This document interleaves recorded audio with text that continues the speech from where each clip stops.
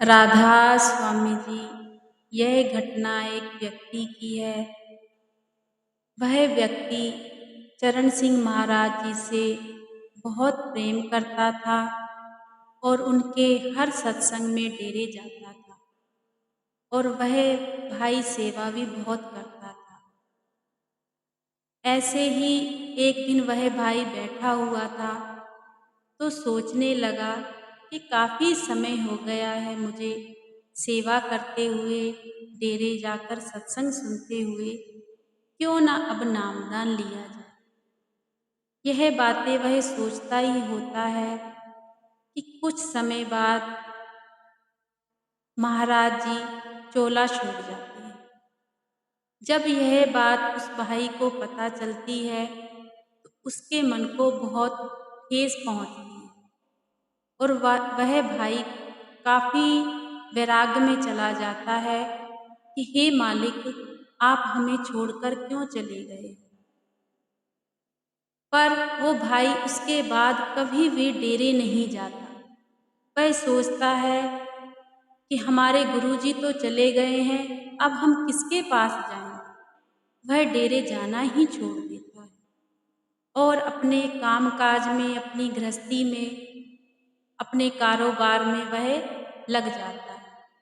ऐसे ही काफ़ी साल बीत जाते हैं, काफ़ी समय हो जाता है, पर वह डेरे नहीं जाता। एक दिन ऐसे ही वह अपना कामकाज करता होता है तो उसके मन में अचानक से ही मालिक की याद आ जाती है और वह सोचता है, आज मुझे यह क्या हो रहा है। आज मुझे अपने मालिक की कैसे याद आ गई। और वह यह बातें सोचता होता है कि उसे अपनी पिछली बातें सारी याद आने लगती है। कैसे वह डेरे जाता था, सेवा करता था। यह बातें ही सोचते सोचते उस भाई की नींद लग जाती है और वह सो जाता है। जब सुबह उठता है तब भी उसके मन में वही बात फिर से आती है। गुरु जी का ही ध्यान उसके मन में रहता है और वह अपने महाराज जी को ही याद करता होता है कि आप कहाँ चले गए, आप मुझे भूल गए हो। यही बातें सोचता होता है कि वह भाई अपने ध्यान में बैठ जाता है। जब वह भाई ध्यान में बैठता है तो क्या देखता है कि महाराज जी का स्वरूप उसकी आंखों के सामने आ जाता है। यह देखकर वह भाई हैरान हो जाता है कि आज मेरे मालिक आए हैं। तभी महाराज जी बोलते हैं कि बेटा, 15-16 साल हो गए, मैं तो तेरा इंतज़ार कर रहा था कि तुम नामदान लेने आओगे, पर तुम तो मुझे बिल्कुल ही भूल गए हो। यह बात सुनकर भाई कहता है कि यह आप महाराज जी क्या बात कह रहे हो। मैं किसके पास नामदान लेने आता। मैंने तो नामदान की तैयारी की थी, पर आप तो चोला ही छोड़ गए। तभी महाराज जी बोले, मैंने चोला नहीं छोड़ा, मैंने चोला बदला है। पर आप एक बार आते तो सही, देखते तो सही, नामदान लेते तो सही। पर वह भाई कहने लगा कि नहीं, जब आप थे ही नहीं तो मैं किसके पास आता। तभी महाराज जी कहते कि वह भी मेरा ही स्वरूप है, आप एक बार आकर तो देखो। तभी वह भाई कहता है, अगर आपका स्वरूप है तो फिर वह क्यों नहीं आए, उनको भी आना चाहिए था। यह बात सुनकर महाराज जी वहाँ से लोप हो जाते हैं। तभी उस भाई की आंखें खुलती हैं और वह सोचता है, आज यह मेरे साथ क्या हुआ है। आज मेरे महाराज जी मुझे मिले, मेरे गुरु मेरे सामने आए और वह मुझे क्या कहकर गए हैं कि मैंने चोला छोड़ा नहीं है, चोला बदला है। वह भी मेरा ही स्वरूप है, आप आओ तो सही। पर मेरी तो समझ में कुछ भी नहीं आया, मुझे पूरी बात तो समझा कर जाते। उस उस भाई की काफ़ी आंखें नम हो गई। फिर वो भाई अपने काम काज में लग गया। फिर उस भाई ने कोई गौर नहीं किया। ऐसे ही कुछ साल फिर बीत गए। तभी उस भाई को फिर से ऐसे ही मन में फिर आया और उस भाई को फिर अपने गुरु की याद आई। तो ऐसे ही फिर वह अपने सिमरन पर बैठ गया, ध्यान पर बैठ गया। जब वह ध्यान पर बैठा तो क्या देखता है, फिर से महाराज जी का स्वरूप उसकी आंखों के सामने आ जाता है। और महाराज जी उससे कहते हैं कि भाई, मैं तो तुझे कह के गया था कि नामदान लेने चले जाना, तेरा टाइम है अब, और बेटा अभी भी नहीं तुम आए। तो वह भाई बोला कि मैंने तो आपसे महाराज जी कहा था कि अगर वह बाबा जी आपका स्वरूप हैं तो फिर वह क्यों नहीं आए। जब तक वो नहीं आएंगे मैं कैसे समझूंगा कि वह आपका स्वरूप है। मुझे तो विश्वास नहीं है, मैं तो सिर्फ आपको ही मानता हूँ और मेरे दिल में आपके लिए ही जगह है। यह बात कहते हुए महाराज जी मुस्कुरा देते हैं और कहते हैं कि जिसकी तुम उड़ीक कर रहे हो उसे भी मैं साथ में ही लाया।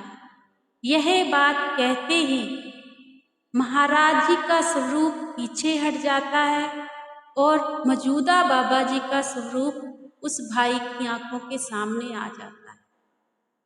और वह बाबा जी भी यही बात कहते हैं कि बेटा, तेरे नामदान का टाइम है और तू आकर अपना नामदान ले ले। कब से तेरा इंतजार कर रहे हैं और तू अभी तक आया ही नहीं। यह बातें सुनकर वह भाई की आंखों में वैराग आ जाता है। इससे पहले कि वह कुछ बोलता, बाबा जी वहाँ से लोप हो जाते हैं। जब वह आंखें खोलता है तो वहाँ पर कुछ भी नहीं होता और वह भाई वैराग में चला जाता है और जोर जोर से रोने लगता है। तभी उसके परिवार वाले उसके पास आते हैं और उसे कहते हैं, आपको क्या हुआ? आज से पहले तो हमने कभी भी आपको ऐसे नहीं देखा, आप इतना क्यों रो रहे हैं? उस भाई की आवाज भी नहीं निकलती। वह कहता है, बस यही कहता है, मैं जाऊंगा, मुझे बाबा जी ने बुलाया है, मैं जाऊंगा। उसके परिवार वाले कहते हैं, आप इतना गलत क्यों बोल रहे हैं? आप चले गए तो हम लोगों का क्या होगा? तब भी वह भाई यही बात कहता है कि मुझे बाबा जी ने बुलाया है, मैं जाऊंगा। यही बातें करते करते वह भाई अपने काम काज में लग जाता है और अपनी तैयारी करता है कि अब मैं नामदान के लिए जाऊंगा और अपनी तैयारी कर लेता हूँ। लेकिन जब भी वह भाई तैयारी करता होता है, कुछ ना कुछ परेशानी घर में आ जाती है और वह भाई डेरे नहीं पहुँच पाता। ऐसे ही कुछ समय फिर बीत जाता है। तभी वह भाई मालिक के सामने जाकर खड़े हो जाता है और कहता है, हे बाबा जी, आप तो मुझे आकर कहते थे कि आप अभी तक आए नहीं हो नामदान लेने के लिए और आप ही मुझे बुला नहीं रहे हो। मैं क्या करूं? मुझे तो कुछ भी समझ में नहीं आ रहा। मेरी तो तड़फ दिन ब दिन बढ़ती ही जा रही है। अब तो मालिक मुझे बख्श लो। अब मुझसे कौन सी गलती हो गई है? आप मेरी क्यों परीक्षा ले रहे हो? हे मालिक, अगर मैं आपका बच्चा हूँ, नादान हूँ, मुझे बख्श लो।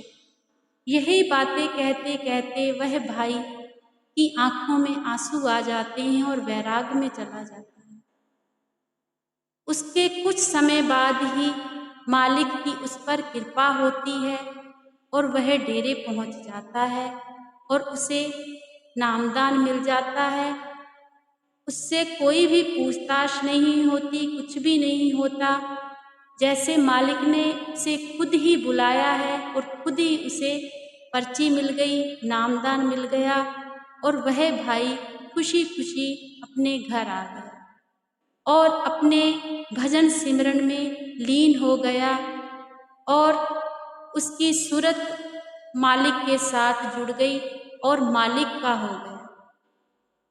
उस मालिक का भजन, उस भाई का भजन सिमरन इतना अच्छा था कि उसे कब उसके सारे दरवाजे खुल गए उसे पता भी नहीं चला और वह मालिक का हो गया।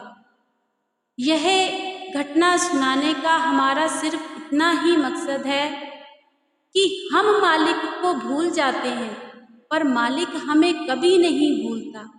अगर हमें कोई परेशानी आती है या कोई दुख तकलीफ आती है तो हम झट से उस मालिक पर दोष लगा देते हैं और उसे एक मिनट में ही कह देते हैं कि आप मालिक ही नहीं हो, आप कुछ भी नहीं हो। लेकिन वो पूरा गुरु है, वो अपने बच्चों से कभी दूर नहीं होता, वह अपनी रूहों से कभी भी दूर नहीं होता, वह तो हमेशा अंग संग रहता है। इसीलिए हमें मालिक पर हमेशा विश्वास रखना चाहिए, हमेशा उस पर विश्वास रखना चाहिए, वो हमेशा हम पर दया मेहर रखता है। राधा स्वामी जी, अगर यह साखी आपको अच्छी लगी हो लाइक कीजिए, कमेंट करके जरूर